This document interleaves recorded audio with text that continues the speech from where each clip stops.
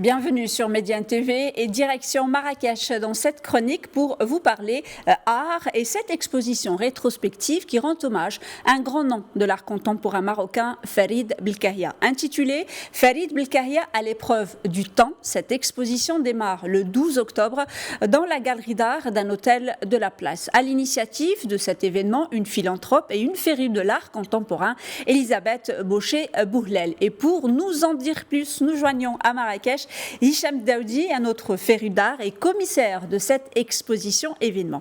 Hicham Daoudi, merci beaucoup d'avoir accepté notre invitation. Donc une expo rétrospective, est-ce que ce n'était pas un dur exercice pour vous?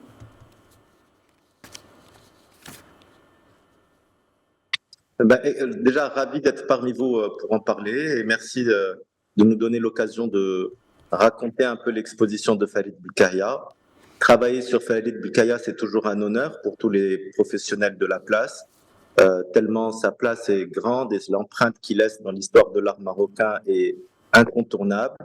Donc, c'est toujours dur de travailler sur un géant de l'art parce qu'on a peur de se tromper, parce qu'on a peur de ne pas réunir les œuvres qui sauraient le raconter. On a peur aussi de ne pas avoir auprès du public les bons mots, les bons moyens de communication. Donc, on a toujours, bien sûr, une crainte de ne pas être à la hauteur d'un tel grand personnage de l'histoire de l'art. Dans cette expo rétrospective, donc Farid Belkahia, c'est une très très longue carrière. Quels sont un peu les aspects que vous vouliez mettre en exergue dans cette exposition événement tout de même?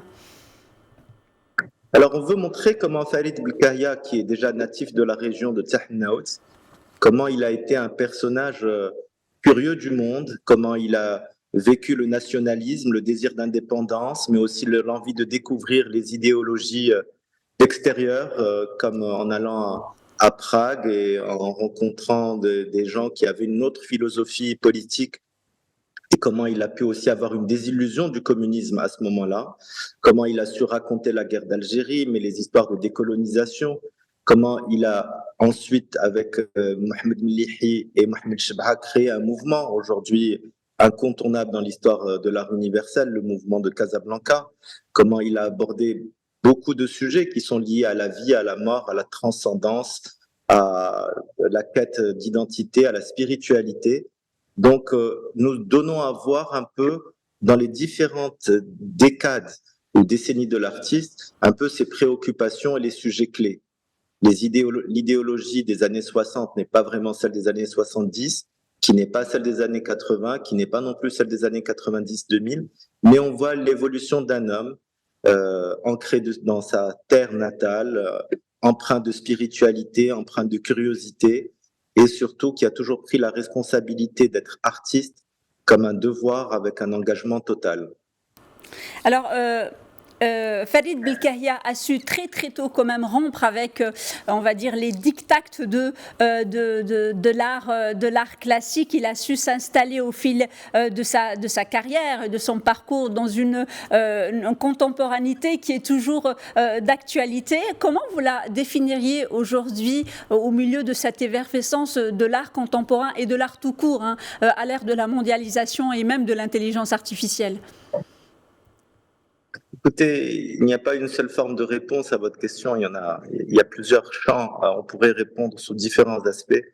Il ne s'est jamais contraint à un cadre particulier, à une technique, à un support particulier.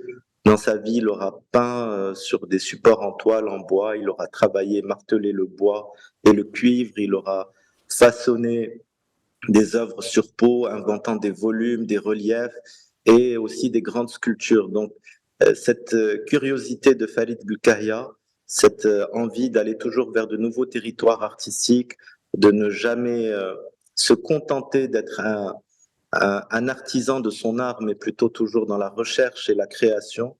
Voilà, Farid a voulu embrasser le monde, il avait un regard qui pouvait s'intéresser à la trance en Amazonie ou dans les cultures sud-américaines jusqu'au Moyen-Orient. Il a voyagé en Afrique très tôt.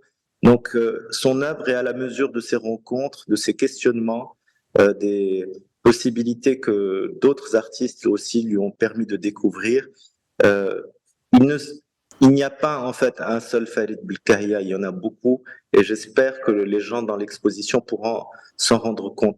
J'en profite pour dire une chose, c'est que Farid Belkahia, par rapport à son territoire qui est la région de Tahnaout et de Marrakech, c'est bien de se rendre compte, et surtout malheureusement après le séisme, que c'est quelqu'un qui a toujours pris l'art de ces régions-là, l'art du pigment, l'art des peaux, l'art du travail sur bois, l'art des matériaux un peu primaires qui sont dans notre culture. Donc c'est quelqu'un qui aurait été aussi très touché de ce qui s'est produit au Maroc.